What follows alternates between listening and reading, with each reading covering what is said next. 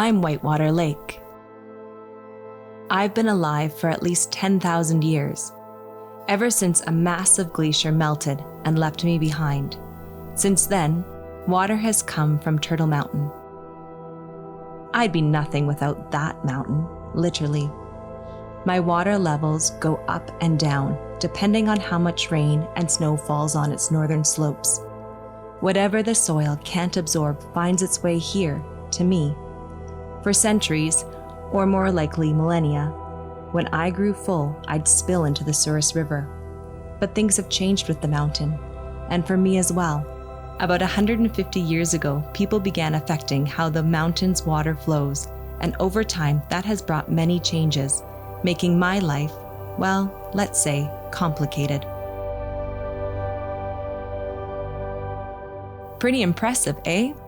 Some folks say I'm the most important body of water in Southwest Manitoba. On an average year, I'm about 13 kilometers long, east to west, and 7 kilometers wide north to south, and I can grow to be twice that big. But I've also gone completely dry, a few times.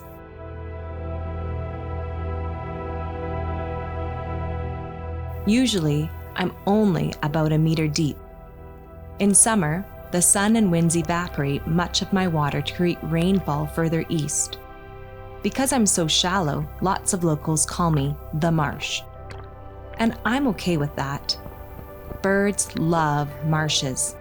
I attract all kinds of birds, and of course people, some with guns and some with binoculars and cameras.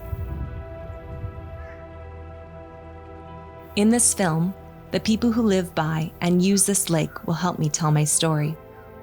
Starting with Tom Moran. Tom worked with me for many years as a conservation officer. He's currently standing on a constructed dike, a dike that was designed to hold back water for waterfowl in case of dry years. Unfortunately, high water combined with crazy winds destroyed most of that dike. I think that, we've got some water management issues here over the years with high water and low water.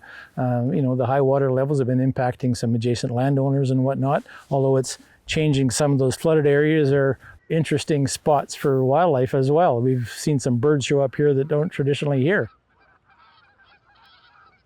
On the staging waterfowl front, we've got snow geese, we've got Canada geese, there's white front geese, just about, all of the ducks and waterfowl that migrate will stop here. A variety of shorebirds, black-crowned night herons, bitterns, sandpipers, yellowlegs. There's even historically been some piping plover on the north shores of the lake, which is a listed species. So a variety of shorebirds and waterfowl. But this area historically it's been important since settlement in terms of hunting and trapping. And hunting was pretty important here and still is.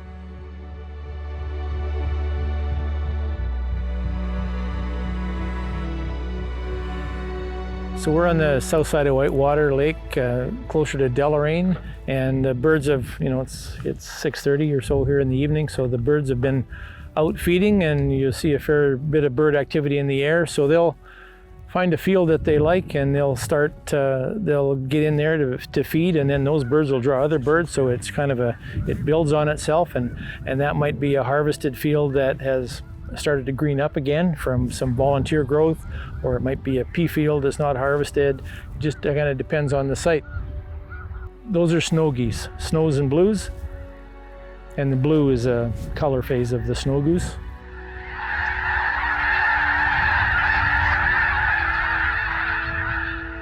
But this lake's going to persist. It's going to be here, and it's going to support the wildlife that it has for hundreds of years or thousands of years, and that's not going to change. It's going to look different from time to time, but it's going to be here. And we just have to be careful in how we manage our watershed, I think, and that's what affects the lake and the people around it. And it's not about just what's here, it's about kind of the holistic look at the region and the area. Tom suggests there's a problem with how the watershed is being managed. What's a watershed, you ask? It's all the land that slopes toward me, the land that gives me water. In more recent years, that incoming water has flooded farmland, but not everyone agrees on how the watershed should be managed.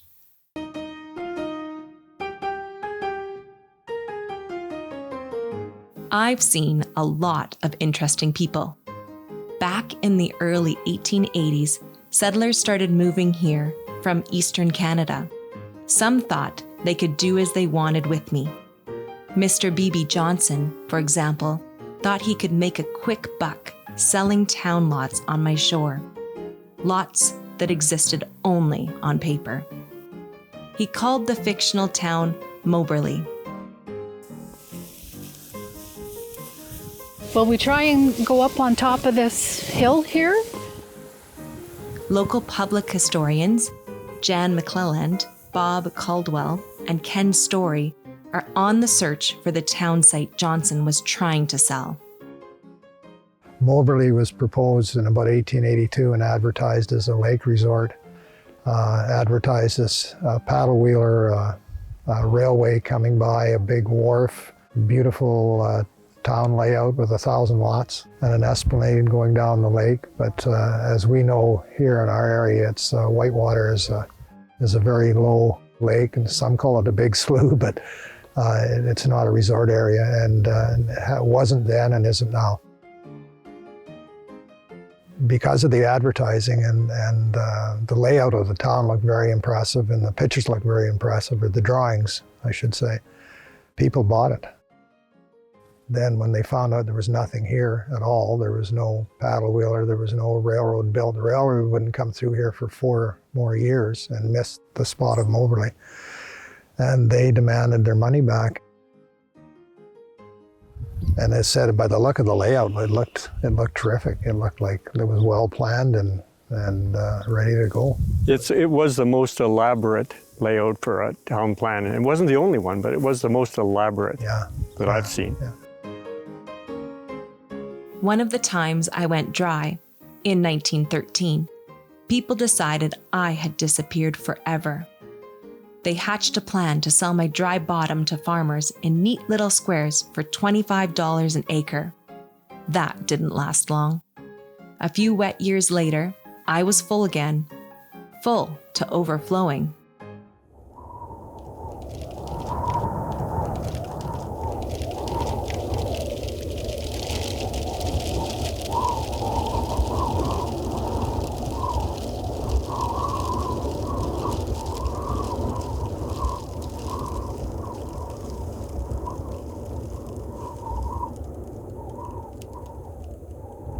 Long before the Easterners came, Indigenous people called this area home.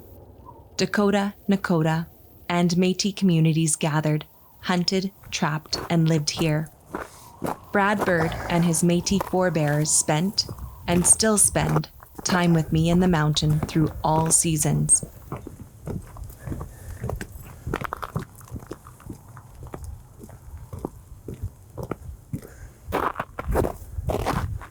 So you can see 3 muskrat houses on this big slough. These are prime houses. This is a prime slough because of its depth. There's a good 6, maybe 8 feet of water here, and the muskrats need that to survive.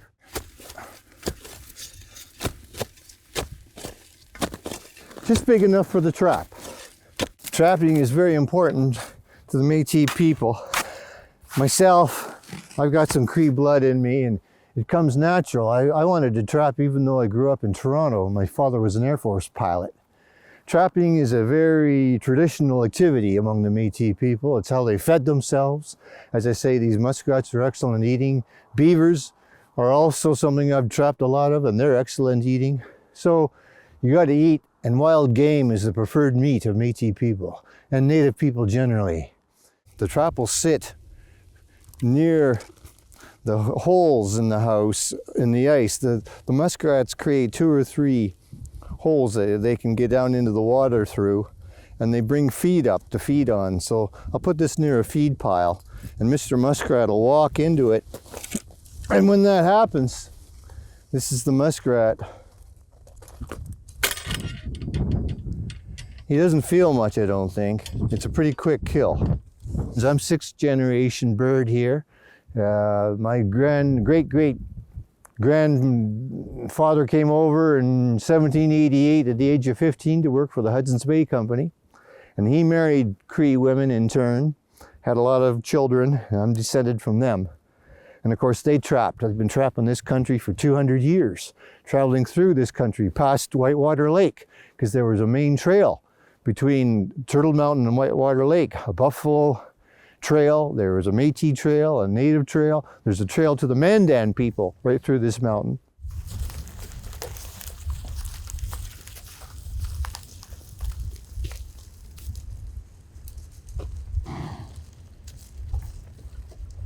Right now, we are about a quarter of a mile just south of Whitewater Lake. And of course, we're north of Turtle Mountain. This used to be a rich grazing area for the bison. They loved the grasses here, they loved the location for various reasons. The grasses were highly nutritious, and the bison by the thousands would settle in here and graze east and west of us as we stand.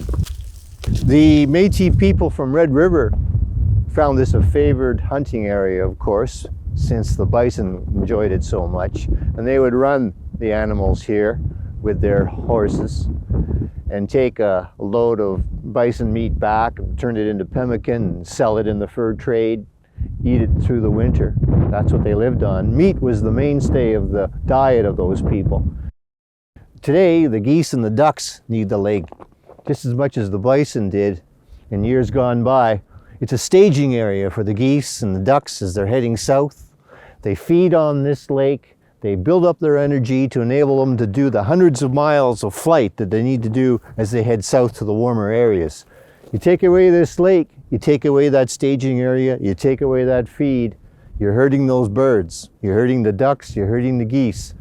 I kind of hope that the lake stays where it is. It's been there for hundreds of years, thousands of years, if truth be known. Maybe it should stay there a little longer. That's my feeling about it. There are now beef and grain farmers all around me. I like to think they enjoy me, or at least respect me. Oh, good, coffee. You have some pictures. Well, I was going through some albums and I found some old farming pictures here. I thought you might like to see them. I would. Sisters Ethel Romelaire and Donna Wilson grew up on a farm on my south shore and have fond memories of their lives there. But I believe you have that one, do you not? Yes, I have the original of that in a frame. But that's great because it's got the entire farmyard there. Yes, that isn't there now. No. To farm beside the lake was idyllic. It was absolutely wonderful. Being that close to something that was a natural phenomena in nature was wonderful. Back in the day. Grandpa Yeah. and the team, Mag and Mary. Yes, and that's down on the lake Yes. there. But I also have pictures of how the lake has changed.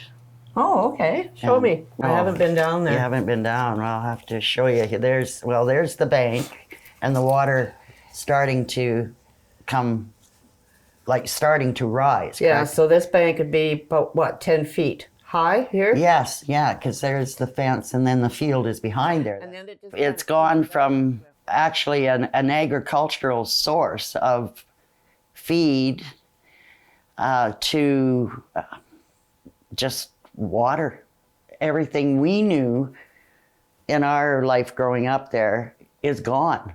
And you see there's the field and then there's the bank, like Yeah. Dad's field, and there's the bank. And where the water is here, this is where we're doing the raking. Yes, yes. And what we hayed yes, was yes. down there. Yes, yes. There's been talk of a control drain on it to control the level of water, but Well, you're not going to please everybody at any time. People on the north side or the people on the west end. But if you start to mess with the natural state of that lake, you're going to ruin it. We're not affected the way other people are affected that have had their farmland flooded. No, that's So true. we could, we can say that. If it was lapping at the door, perhaps we would feel a little differently. But just leave it the way it is. Yeah. It's perfect.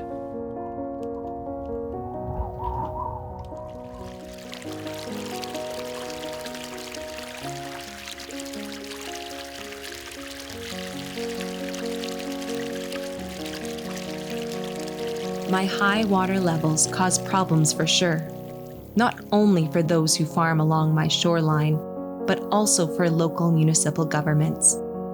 2 municipalities have proposed, because my original outlets to the river have been lost, that any time my water rises more than 1,634 feet above sea level, my water should be actively drained towards the Souris River.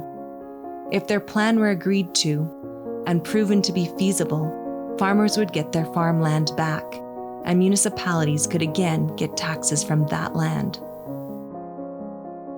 The 2 natural outlets for high water, Medora Creek to the west and Elgin Creek to the northeast, are now silted up. To make matters worse, Turtle Mountain is not absorbing water like it used to, and so a lot of farmland around my edge is flooding when we have heavy rains and snowfall. This will show the history of the lake and the levels in different years. So this is what we wanted to accomplish as 2 municipalities, to lower it and control it.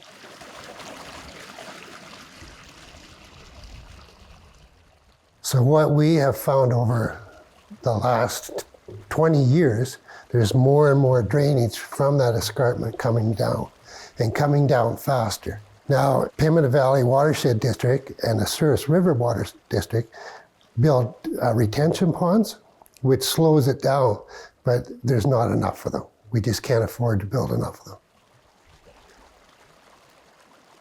The planning would be to set up a control system when the lake got too high, to let it go out easy down the creek, Medora Creek, or we were also thinking going north on Road 122, 2 pumping stations that would lower it, and in that way we had room for a rain event. Here's a farming family who've lost land to flooding. They believe that in order to fix me, the mountain also needs to be adjusted. You see, the mountain, my watershed you'll recall, used to hold on to a lot more moisture.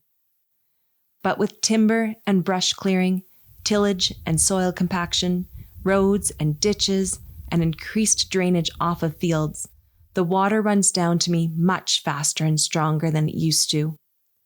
The soil of Turtle Mountain doesn't have enough opportunity to absorb moisture into its underground aquifer. I cannot remember my dad coming out here and hunting geese. He loved to hunt geese. And he used to plan what we called the 36 acres so that he could get the feed for the cattle. But the main purpose was so that he'd get a good hunt in at the end of the fall. When the water was high, this, as you can tell from the cattails, this was all gone. So the water's actually receded quite a ways from what it was during the high water mark. When we started grazing here first because the rest was in cultivation. We had to get it sewn back down to permanent cover. So we started here with a small herd of cattle first. And at that time, this quarter section was surveyed and we had the full quarter. And at that time, we were cutting hay at the far corner where the water is now. And we did that for a number of years. And since 2010, the water started to rise fairly significantly. And we weren't that alarmed when it came on to the northwest corner. That's closest to the lake. And we know we're within the flood zone of the lake. We know that. But the water didn't stop there. It just kept coming and coming. And up to that point in time, we had access to 155 acres. And by the time the lake hit its full potential, we went from 155 acres down to 30. And the habitat we lost as cattle farmers But when you see the nature around us, that was all gone. So although people take a beating, so does the animals and the species that count on this land as well. Yeah, we had clover that was 6 feet high in here. Oof. Just watch you get wet feet.